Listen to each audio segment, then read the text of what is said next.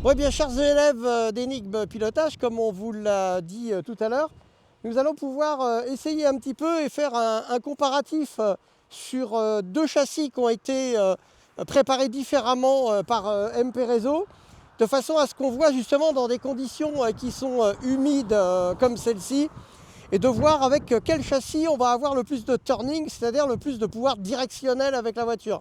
Hop hop hop. Chers abonnés, rejoignez Énigme Pilotage ainsi que MP Réseau pour les 500 Ferrari contre le cancer qui ont lieu du 29 mai au 1er juin 2025 sur le circuit du Val de Vienne au Vigan. Nous vous souhaitons un bon visionnage et espérons vous voir nombreux à cette incroyable manifestation. Donc là, on va essayer avec celle-ci, avec la orange, et puis après, eh bien, on passera avec la grise, qui elle est un petit peu plus souple au châssis que celle-ci. Celle-ci est un petit peu plus raide. Donc on va voir à 60 km/h le pouvoir directionnel. C'est parti! Allez, on va essayer cette petite auto, de savoir ce que ça peut donner sur le pouvoir directionnel.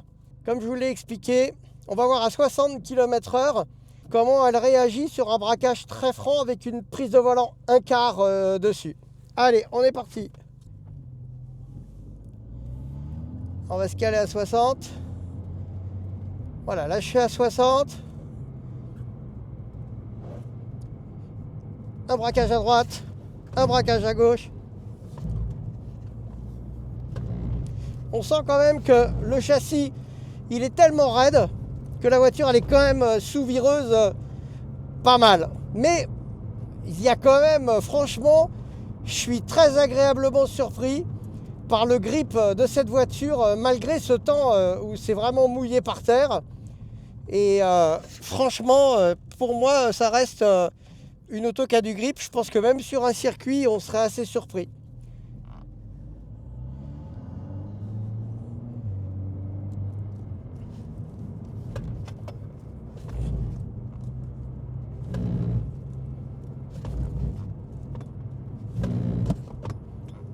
Ouais, franchement, il y a vraiment du grip sur cette voiture.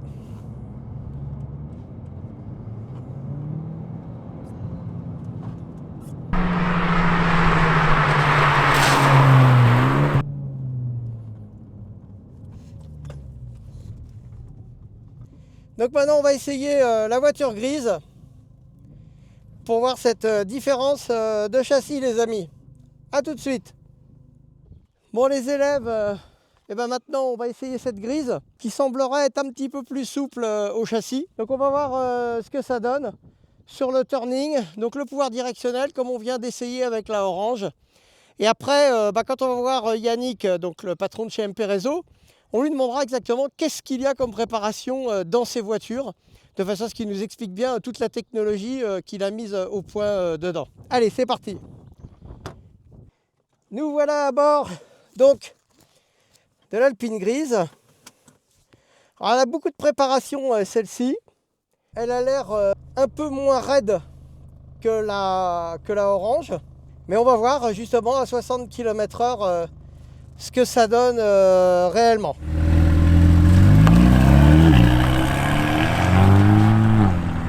Allez, 60. Ah bon, on a vachement plus de grip quand même. Hein. Ah, on a quand même... C'est incroyable. Écoutez, franchement, les élèves là, cette auto, on est quand même sur le mouillé. Bon, vous vivez pas vraiment les embardés comme moi je l'ai fait dans la voiture là. Hein. Mais franchement, je mets le coup de volant sévère et l'auto, eh ben, elle prend le turning. Elle a un petit moment de sous-virage. Mais franchement, moi je suis très étonné par cette qualité.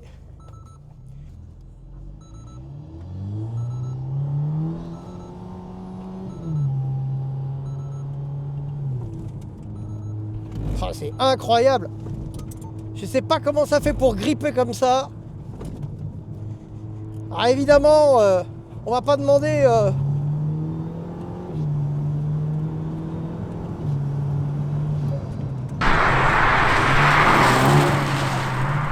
Ah, ça marche vraiment. Franchement, l'auto est très agréable, même sur le mouillé. C'est quand même une auto assez extraordinaire. Donc comme je disais, je ne sais pas si l'ami Yannick va vouloir nous donner tous ses secrets de réglage. Mais franchement, là, il y a vraiment du grip, malgré les conditions très mouillées comme elles le sont actuellement. On sort de cette extraordinaire auto qui, encore une fois, comme je vous l'ai expliqué, à l'intérieur, à l'habitacle, ça a un pouvoir directionnel, mais impressionnant.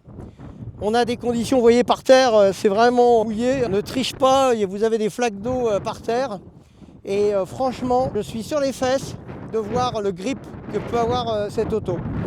On a toujours un problème de compromis parce qu'on sait très bien qu'un véhicule, lorsqu'il est construit par les ingénieurs, c'est un véhicule qui, lui, est fait pour pouvoir avoir un compromis entre le sec et le mouillé. Dès qu'on commence un petit peu à vouloir modifier les réglages du châssis, c'est forcément sur le détriment d'un autre.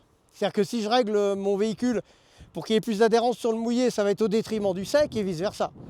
Et là, en l'occurrence, tous les track days dont s'occupe Yannick Réseau sont la plupart du temps quand même sur le sec. Il faut avouer qu'on a de la chance en ce moment. Mais les autos sont faites vraiment pour essayer de rouler vite dans des conditions climatiques sèches. Et là, on essaye ce véhicule sur du mouillé. Et franchement, moi, je suis scotché. Ça a vraiment du grip. On est sur une route vraiment traditionnelle, avec le gras des autres voitures, bien entendu, et on a quand même du grip. Bon écoutez, en tout cas, je vous conseille tous de venir faire un petit stage chez MP Réseau, les alpinistes, parce que vous avez vu qu'aujourd'hui, les réglages qu'il fait, les préparations sur les autos, c'est redoutable d'efficacité. Explique-nous qu'est-ce qu'elle a eu exactement, qu'est-ce qui a été fait par MP Réseau. On a fait les étriers de frein, les triangles de suspension, inférieur, supérieur. Tu vois, là, ça a de différence avec la jaune, la orange qui n'a que les inférieurs. Ah d'accord, ok. Elle est bar stable en carbone, le disquet de frein avant-arrière, l'autobloquant, console centrale. Ça c'est un peu le look quand même. Boîte air, échangeur. Et puis... en puissance, c'est les mêmes? Ouais, c'est à peu près pareil. On reste toujours... toi, l'orange est strictement d'origine, si ce n'est boîte air, échangeur. Ouais. Et t'as vu, elle marche bien. Ouais. Et celle-ci, qui est une 292, elle a un petit stage 1, tu vois, tout bête. D'accord. Voilà. Ok. Donc, on cherche pas... on cherche pas à chercher de la puissance au maximum parce que ça fait pas tout. Puis bon, après, ça fait de la température à évacuer. Ça fait des calories, ça fait tout ça. On est d'accord. Je te dirais que vaut mieux être léger et pas avoir besoin de trop de puissance que tout alourdir et aller chercher une montagne de chevaux. Donc là aussi on a les palettes de volant? Ouais, toujours. D'accord, ok. Donc la tablette, la console centrale, elle a les harnais. Voilà. Ok. Ah, une ligne d'échappement chez nous.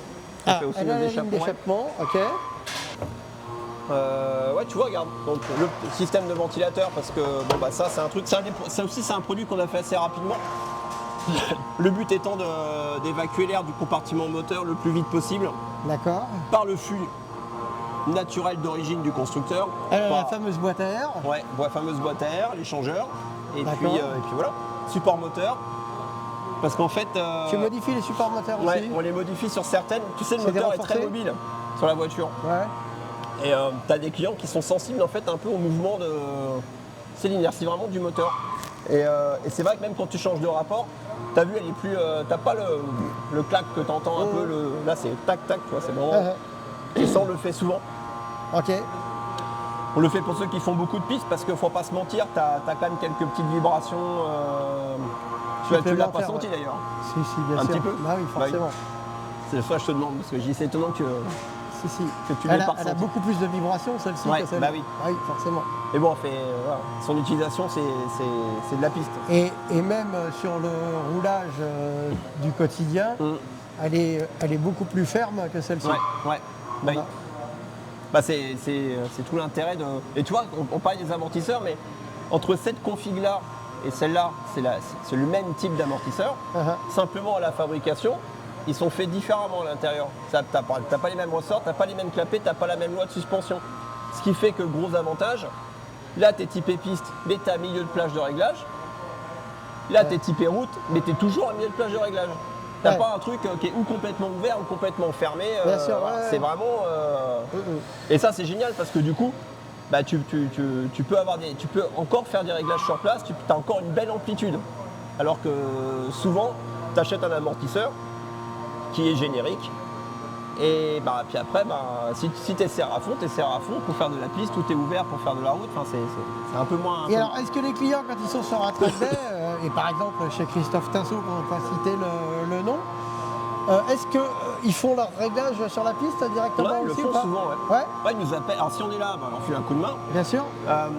Ce qui est bien fait, c'est qu'avec, tu as quand même une documentation qui t'explique pas forcément comment, enfin, ce à quoi servent les réglages, mais en fonction du comportement du véhicule, là où il faut que tu interviennes. Ouais, ça donne des directions. Voilà, et ce qui est super intéressant parce que du coup, le client il comprend aussi ouais.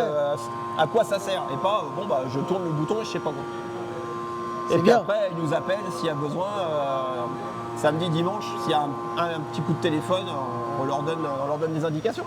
Donc ça, c'est la orange, ça c'est celle qu'on avait Ouais. essayé en premier. Orange feu, bah, c'est pareil, tu as les barres stables, pareil, elle les a aussi, carbone, effectivement. Les triangles inférieurs, boîte à air, échappement, amortisseur, les freins avant-arrière, mais avec les étriers d'origine. D'accord. Voilà, et la ligne d'échappement. Par contre, tu as vu la configuration pour avoir la même, quasiment à 90% les mêmes pièces, bah, tu n'as pas la même voiture. On est d'accord. Voilà. Et il n'y a pas une qui est meilleure que l'autre, mais elles n'ont pas la même, Ouais, ils ont pas les même mêmes- vocation On est en termes d'accord. d'utilisation. Donc selon toi, aujourd'hui, quelle est la voiture sur le mouillé qui a le meilleur turning? En regardant un peu les réglages, je pense que c'est la grise. D'accord. Ouais. Ok. Ce que je ne sais pas encore, c'est comment va se comporter le Cup 2. Par rapport au Yoka, Ouais, on est d'accord. voilà. Parce que le Yoko, c'est pas un pneu qu'on a beaucoup roulé sous la pluie. Alors pour moi, le Yoko, pour toi, il paraît être un peu plus ferme Ouais, que le Cup, ouais. mais il a plus de grip sur le Ouais, mouillé. ouais.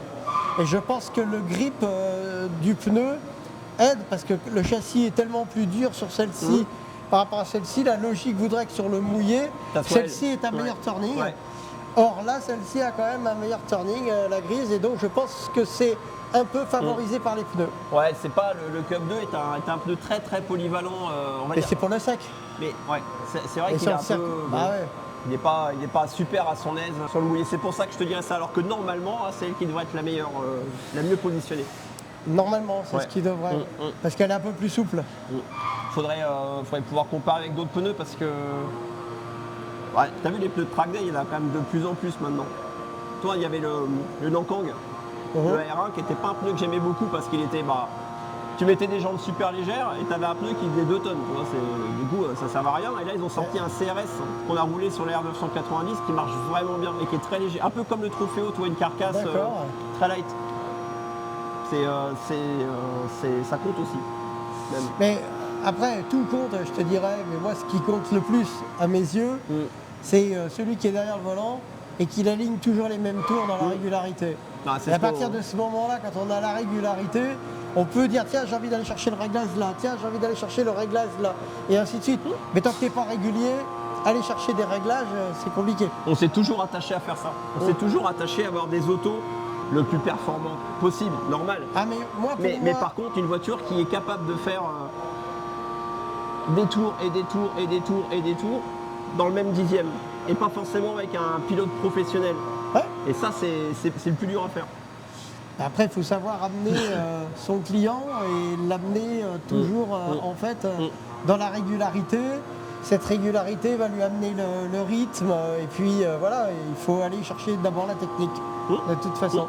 La famille d'Enigme Pilotage, merci de nous avoir suivis. On espère que cette vidéo va vous faire vraiment plaisir et va vous amener surtout à pouvoir avoir des alpines qui soient préparées par des gens sérieux. Et n'hésitez pas, venez de notre part si vous le voulez. L'ami Yannick est quelqu'un de super sympa et d'accueillant et vous serez toujours bienvenus ici. À très bientôt et merci. Ciao ciao la famille. Et voilà, la session sur piste touche à sa fin. Si vous avez aimé ces tours palpitants et que vous voulez en voir plus ou même passer à l'action, inscrivez-vous au tirage au sort via l'adresse énigme@énigme-pilotage.com. Abonnez-vous, n'oubliez pas de liker la vidéo et dites-nous ce que vous aimeriez vivre lors de nos prochaines aventures dans les commentaires. Bye bye les élèves et à bientôt sur la ligne de départ.